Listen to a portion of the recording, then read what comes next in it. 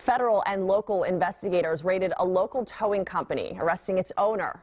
All of this happening days after a Channel 2 investigation. We captured owner Richard Gonzalez's arrest amid price gouging accusations. Some Houston drivers forced to pay thousands more than they should have. Houston police just wrapped up a news conference on the raid a short while ago. Channel 2's Amy Davis spearheaded this investigation and was at today's news conference. Amy, what have you learned today? Well, they just talked about how their investigation started. It was an undercover operation, but they say it began last fall when an HPD sergeant started looking into a lot of consumer complaints about USA Auto Collision Center and decided and spoke with her superiors that really the only way to look into these allegations was to go undercover and conduct sort of a sting. That resulted in yesterday's raid, and then they talked about what they netted in that raid. They were there for hours, up to 7 to 8 hours. They arrested 4 people. They say a 5th arrest is pending, possibly more. As we told you, 41-year-old Ricardo Gonzalez, the owner, manager of the business, also arrested 34-year-old Brenda Awade. She was the notary public who worked there. 26-year-old Ruben Rendon worked in the office, and 38-year-old Andre Vasquez, he was the manager at the body shop there that overcharged so many consumers, according to HPD now, for repairs that they either didn't make or they were inflated charges. All of these people are charged with engaging in organized criminal activity. Now, they talked about just how sophisticated this operation was. We've told you about the allegations, how they say that this flipping scam, according to people familiar with the towing industry, works. But some other things they were able to confirm by going inside this business.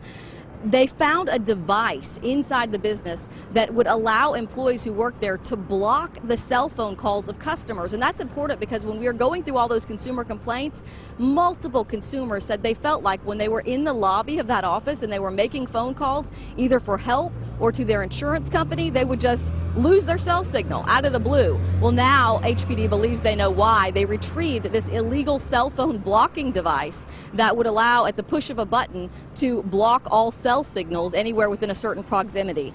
So we asked about how wide or how large spread they believe this investigation, they believe this alleged fraud is, and the consumer fraud prosecutor actually spoke a little bit about that.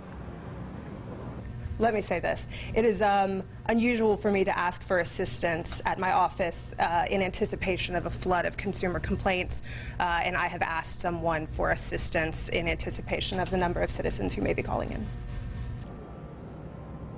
Okay, so we want to give you that phone number because we have also received quite a few emails and phone calls from many of you who say you saw our story and they towed your vehicle, you were stuck with what you thought were unfair charges months, maybe years ago. The phone number you need to call for the Harris County District Attorney Chief Prosecutor is 713-274-5555. That's on the bottom of your screen, 713-274-5555.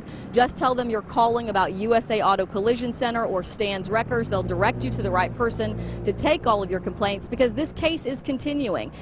Final thought, one very important thing, a lot of people are wondering, are they out of business or when will they be out of business? HPD says they are working with the city attorney's office to pull their license. They say that they believe they have the authority and can pull their license, not just the state could do, to put them out of business entirely, not just prevent them from being a safe, clear operator, but they're working on both of those fronts, to pull the city contract and also to get them out of business. Right now they're opening. They think that that wouldn't happen. They wouldn't pull those licenses until sometime early next week because they say it's litigation and they think it'll take a few days. Live downtown, I'm consumer expert Amy Davis, KPRC, Channel 2 News. All right, Amy, a lot